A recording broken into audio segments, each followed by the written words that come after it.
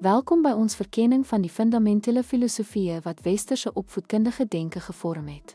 Vandag delf ons in die idees van Sokrates, Plato en Aristoteles, drie denkers wie se kontrasterende, maar komplementêre visies van onderwys steeds in vandag se klaskamers resoneer. Sokrates beklemtoon vraagstelling en dialoog deur die Sokratiese metode met die doel om kritiese denke en selfontdekking te stimuleer. In Kaapse Tomsip skole pas onderwysers dit toe deur dialooggebaseerde lesse te gebruik om kritiese denke oor sosiale kwessies aan te moedig. Plato, aan die ander kant, het gefokus op ideale forme en abstrakte redenasie, met die doel om 'n filosofiese begrip van universele waarhede te ontwikkel. Privaat skole beklemtoon dikwels wiskunde en logika om hoërorde redenasie te bevorder. Aristoteles het ervaringsleer waardeer en empiriese waarneming en logiese analise beklemtoon om praktiese wysheid deur sistematiese studie te kweek. Skooltuine dien as 'n voorbeeld waar biologiekonsepte deur direkte waarneming en eksperimentering aangeleer word.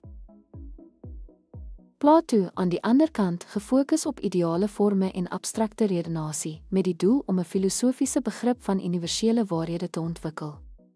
Privaat skole beklemtoon dikwels wiskunde en logika om hoërorde redenasie te bevorder. Aristoteles het ervaringsleer waardeer en empiriese waarneming en logiese analise beklemtoon om praktiese wysheid deur sistematiese studie te kweek. Skooltuine dien as 'n voorbeeld waar biologiekonsepte deur direkte waarneming en eksperimentering aangeleer word. Aristoteles gewaardeerde ervaringsleer klem lê op empiriese waarneming en logiese analise om praktiese wysheid deur sistematiese studie te kweek. Skooltuine dien as 'n voorbeeld waar biologiekonsepte deur direkte waarneming en eksperimentering aangeleer word.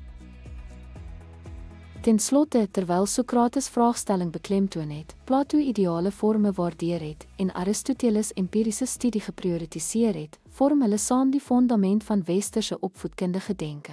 Onthou, hierdie filosofieë moedig ons aan om te verken, te droom en waar te neem.